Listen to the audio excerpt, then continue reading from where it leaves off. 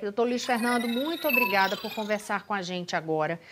Eu já começo pedindo para o senhor uma ajuda mesmo para explicar para a gente o que seria, né? O que é que poderia ser em termos técnicos, uma minuta com uma proposta de estado de defesa, mas para intervir especificamente no TSE. Que instrumento jurídico, para a gente até entender do que a gente está falando, que instrumento jurídico seria esse, doutor Luiz Fernando? Muito boa tarde, muito obrigada por conversar conosco. Boa tarde, Rosiane, e a todos os telespectadores aí do SBT News. Olha, esse documento, a rigor, é um documento que não tem nenhum sentido jurídico. Não existe estado de defesa no TSE. Então, quem preparou essa minuta, preparou uma minuta que não teria qualquer condição, alcance para alterar o resultado da eleição, como está sendo divulgado. E o documento em si, ele não é um crime, seria um mero ato preparatório de um crime. Agora, ele precisa ser analisado no contexto, como está na fala de abertura do programa de hoje que você fez. Ele foi apreendido não na casa de um bolsonarista raiz, para usar uma expressão da moda, ele foi apreendido na casa do ex-ministro da Justiça do governo Bolsonaro, que ao sair do Ministério da Justiça voltou para a Secretaria de Segurança do Distrito Federal e lá na Secretaria de Segurança do Distrito Federal comandou a omissão criminosa que deu nos atos de domingo, com a complacência, conivência e muitas vezes apoio e incentivo da Polícia Militar que ele comandava. Tem que ser lido no contexto da publicação ou da republicação do presidente da República, que colocou em dúvida o resultado eleitoral nitidamente. Aquela postagem do presidente da República botava em dúvida a capacidade das urnas eletrônicas de totalizar os votos no Brasil e dava a entender não, dizia de forma clara que o resultado da eleição não se dava em razão, não teria se dado em razão dos votos dos eleitores, mas por vontade dos ministros do TSE e do Supremo. Isso é sabidamente verídico, para usar uma expressão da resolução do Tribunal Superior Eleitoral. Então, são esses atos todos, ou o conjunto desses atos, que desenham um contexto muito grave aí de ameaça às instituições democráticas e ao Estado Democrático de Direito, duas instituições protegidas expressamente pelo Código Penal a partir das alterações de 2021. O ex-ministro Anderson Torres, que continua nos Estados Unidos, ele fez uma postagem agora há pouco nas redes sociais dele. Eu vou puxar aqui para ver o que ele diz e a gente já conversa na sequência. Olha só, agorinha há pouco ele diz, olha, no cargo de ministro da Justiça, nos deparamos com audiências, sugestões e propostas dos mais diversos tipos. Cabe a quem ocupa tal posição o discernimento de entender o que efetivamente contribui para o Brasil. Havia em minha casa uma pilha de documentos para descarte, onde muito provavelmente o material descrito na reportagem foi encontrado. Tudo seria levado para ser triturado oportunamente no Ministério da Justiça e Segurança Pública. O citado documento foi apanhado quando eu não estava lá e vazado fora de contexto, ajudando a alimentar narrativas falaciosas contra mim. Fomos o primeiro ministério a entregar os relatórios de gestão para a transição. Respeito à democracia brasileira. Tenho minha consciência tranquila quanto à minha atuação como ministro. Queria uma avaliação do senhor em relação a essa resposta dele. Olha, primeiro, claro, a gente sempre deve dar o benefício da dúvida a quem está sendo acusado de qualquer que seja a acusação. Então, eu mesmo disse no início da minha fala que o documento em si não pode configurar nenhum ilícito penal por parte do ex-ministro, até porque não se sabe se foi ele que confeccionou ou ele recebeu, como agora ele está defendendo. De qualquer forma, importante retomar. Não se trata de um achado isolado e que, por conta desse achado isolado, se configura, se desenha aí a prática de atos contra as instituições democráticas ou o Estado Democrático de Direito. Não. Ele era ministro da Justiça, o documento estava na casa dele, ele não descartou o documento, não sabemos quem redigiu, mas entregou a ele, ele recebeu esse documento. É o mesmo ex-ministro que, como secretário do Distrito Federal, provocou, por omissão flagrante, os atos de Brasília, tanto que tem a prisão decretada. Eu diria, esse documento é um documento que em si não geraria uma imputação criminal, mas ele é algo que se agrega à situação já complicada do ex-ministro, né? Com um detalhe que é preciso frisar. Aquilo que estava concebido no documento não faz sentido jurídico. Ninguém poderia alterar o resultado da eleição a partir de um estado de defesa dentro do TSE, uma figura que não existe. E o Supremo, evidentemente, se provocado, demoraria alguns minutos para suspender a eficácia de um decreto como esse, se tivesse havido a ousadia, que não teve, dele ter sido efetivamente editado. Diante disso, eu aproveito para perguntar ao senhor, nos últimos dias, por exemplo, desde que foi decretada essa prisão de Anderson Torres, bolsonaristas, por exemplo, fazem uma argumentação de que seria uma medida excessiva da parte do ministro Alexandre de Moraes, porque Anderson Torres já não estava mais no cargo, já havia sido exonerado, e que também não haveria aquela presença do flagrante nas 24 horas. Eu queria entender isso aí tecnicamente também e de que forma esse tipo de documento encontrado, ainda falta saber o que mais foi encontrado, obviamente, tem uma investigação pela frente a ser tocada pela Polícia Federal, mas de que forma tudo isso termina que corrobora a decisão de Moraes? Olha, eu acho que, em relação ao Alexandre de Moraes, vamos examinar essa prisão do Anderson Torres, mas eu acho que a gente tem que examinar o conjunto das medidas que ele tomou. Em vários momentos, parcela relevante do mundo jurídico brasileiro questionou os atos do ministro Alexandre, tanto no TSE como presidente, como relator do inquérito das fake news no Supremo. A própria constitucionalidade do inquérito ficou em dúvida, está em dúvida na cabeça de muitos advogados e juristas brasileiros. Agora, independentemente da análise de cada um dos atos do ministro Alexandre, nós podemos discordar desse ou daquele ato, uma impressão ficou clara a partir do que aconteceu em Brasília. Não havia exagero por parte do ministro Alexandre no receio que tinha de que atos golpistas pudessem se concretizar. Isso era tratado, Rosinha, por muita gente como uma lenda urbana. Os acampamentos dos quartéis eram tratados como manifestações legítimas e democráticas e, sobretudo, inofensivas. Havia uma divisão no país na análise destes atos. O ministro Alexandre sempre tratou com o máximo rigor, vislumbrando que ali havia o perigo concreto de que se projetasse um movimento de tentativa de golpe de Estado. Aquelas pessoas que foram ao Planalto, por mais iludidas que elas estivessem, é só olhar os vídeos, achavam que estavam virando o resultado da eleição, tomando o poder pela mera invasão física do Planalto, do Supremo e do Congresso Nacional. Então, assim, eu acho que é importante analisar isso, né? Nós precisamos revisar os atos do ministro Alexandre, apesar da realidade que se verificou, né? Que confirma muito daquilo que ele supunha ser o diagnóstico correto sobre o ambiente que estava criado no Brasil. Especificamente sobre a prisão do Anderson Torres, de fato, os criminalistas questionam aí o preenchimento dos requisitos da prisão preventiva, né? E, de fato, há uma dúvida se havia a necessidade em razão da exoneração. Afinal, ele, como secretário de Estado, não poderia praticar nenhum ato mais, não apenas porque havia sido exonerado, mas também porque a intervenção já havia sido decretada. Então, de fato, a prisão do Anderson Torres, na linha do que pensam os criminalistas, é um ato questionável do ministro Alexandre. Agora, trata-se de um ato entre vários outros tomados pelo ministro Alexandre, que agora devem ser compreendidos a partir dos atos de domingo.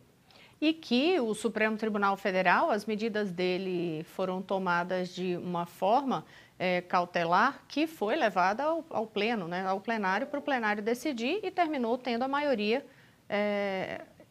reforçando a decisão, né, de Alexandre de Moraes.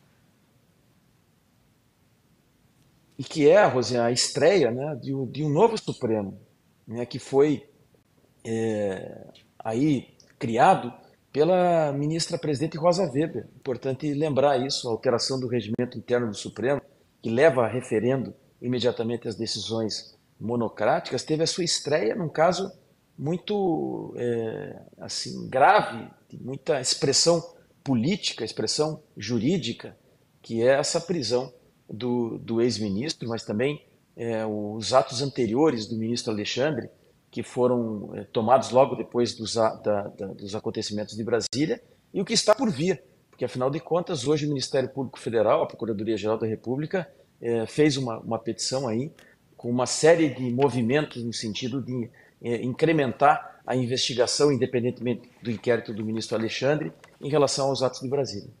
E aí o senhor fala disso, eu vou aproveitar e entrar neste assunto também para falar com o senhor. Eu estou com parte Separei um trecho aqui, mas o documento é muito maior que isso, posso até dar uma olhada também ao longo do que a gente for falando, mas olha só, 80 procuradores acusaram Bolsonaro de incitação. Vou ler aqui o trecho. Procuradores da República representaram nesta quinta-feira contra o ex-presidente Jair Bolsonaro.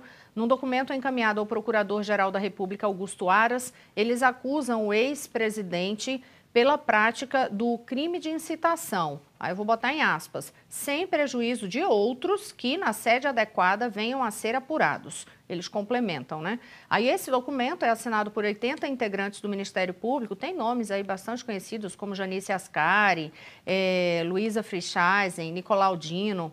Em um dos trechos, eu separei um dos trechos do documento que diz assim: crimes de incitação comumente são praticados por meio de palavras e outros gestos ilusionários. Não envolvem apertar um gatilho, executar diretamente agressões físicas, praticar de mão própria violações à integridade pessoal ou patrimonial de outrem, mas influenciar no plano simbólico, publicamente, que terceiros o façam. Tratando-se, assim, de um crime que se pratica por meio de um tipo peculiar de comunicação, o contexto em que ela se dá é fundamental para que possa ser considerada criminosa. Quase terminando esse trecho aqui. O Brasil, nos últimos anos, tem sido palco de disseminação de desinformação em larga escala, que, embora sem base alguma nos fatos, tem reverberado em meios diversos e com o impulso da internet passando a ser acolhida por um enorme contingente de pessoas. E aí, doutor Luiz Fernando, nessa representação, eles ainda, os procuradores ainda ressaltam o seguinte, que o Bolsonaro não está mais no cargo, portanto, não detém mais foro por prerrogativa de função, o foro privilegiado.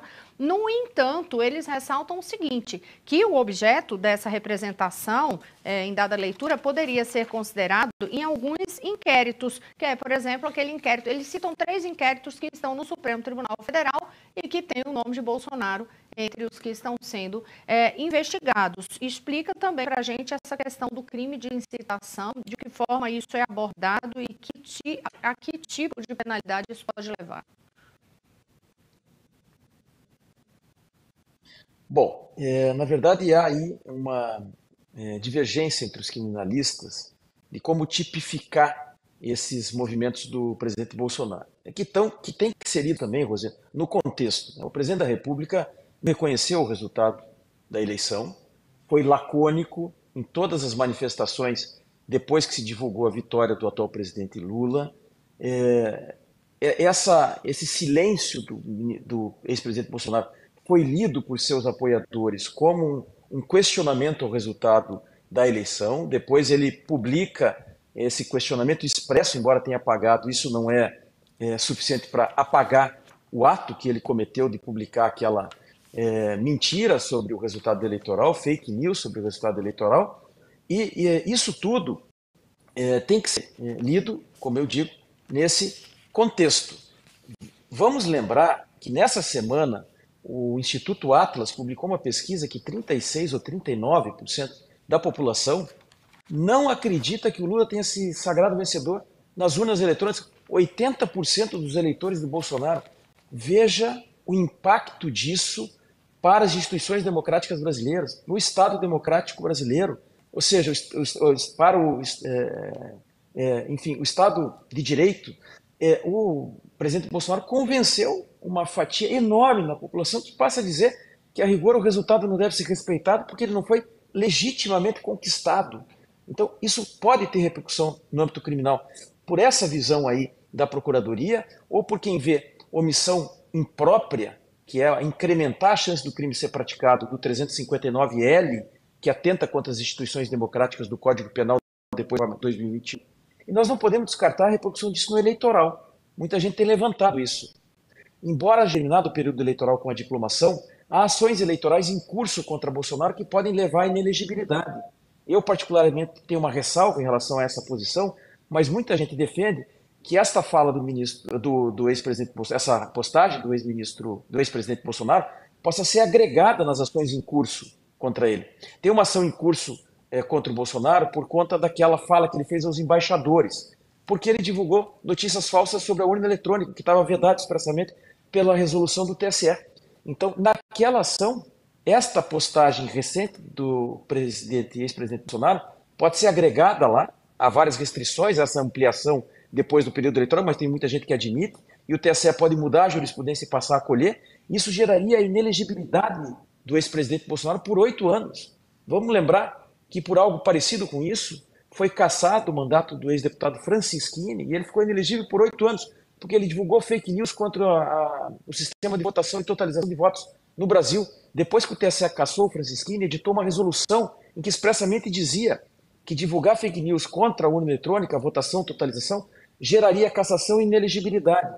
O Bolsonaro fez isso depois da diplomação, mas muitos eleitoralistas admitem que essa atitude dele possa ser agregada nas ações em curso e ele responda lá no TSE, gerando inelegibilidade de 8 anos, independente dos reflexos criminais que esta postagem possa provocar. Enfim, há muita coisa por vir, a situação é gravíssima e o reflexo está na crença de 80% dos eleitores do Bolsonaro, mostrou a pesquisa recente, de que o resultado não foi legítimo.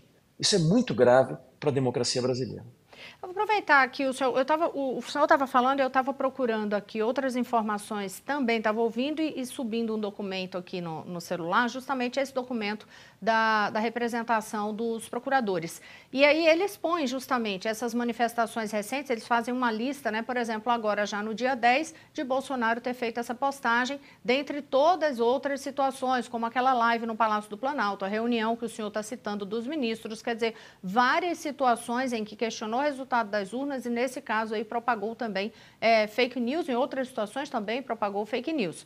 Então, só para reforçar, porque isso também, o senhor estava dizendo, eles uma linha que defende que isso seja incluído também nesses inquéritos e vem justamente nessa representação que foi protocolada por 80 procuradores lá na Procuradoria-Geral da República. Só para finalizar, doutor Luiz Fernando, já que o senhor citou a questão de pós-diplomação, só que de Lula, nesta semana, com as investigações sobre os atos golpistas de domingo, a investigação apontou também para apuração em relação ao nome de 3 deputados federais eleitos e que já foram diplomados, mas que também estão com suspeita de terem participado, incentivado, enfim, terem relação direta com esses atos terroristas do domingo.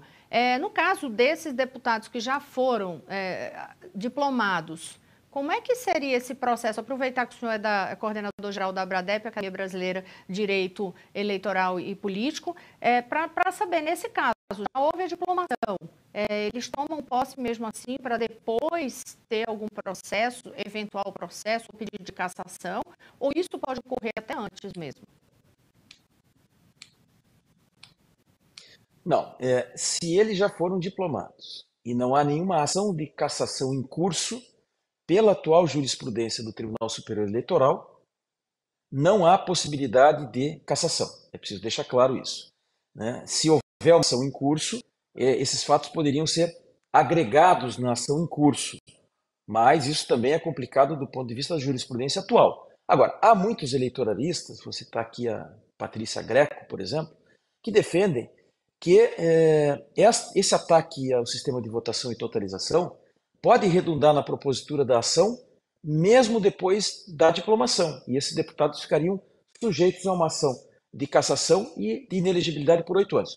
Mas eu faço uma ressalva muito clara, que à luz da jurisprudência atual do TSE, não é possível propor essas ações, já ultrapassado o prazo para a propositura dessas ações, e o prazo era o último prazo, 15 dias depois da diplomação. Portanto, não haveria mais prazo para a propositura de ação eleitoral contra esses deputados. Ressalvo, dentro dessa ressalva, que há uma posição minoritária hoje que admite essa possibilidade de propositura tardia e assim esses deputados ficariam ameaçados. Mas no atual cenário, eles respondem criminalmente, respondem por improbidade, eventualmente, mas no eleitoral, no atual cenário, eles não podem ser cassados ou ficarem inelegíveis pela participação nos atos de Brasília. Geral da ABRADEP, que é a Academia Brasileira de Direito Eleitoral e Político, muito obrigada por conversar com a gente aqui no Poder Expresso, no SBT News, trazer todas essas informações e esclarecimentos técnicos para a gente tentar entender tudo o que está acontecendo no país neste momento e principalmente traduzindo nessas decisões judiciais, esses pedidos que são feitos e os rumos das investigações. Uma vez mais, muito obrigada. Até a próxima.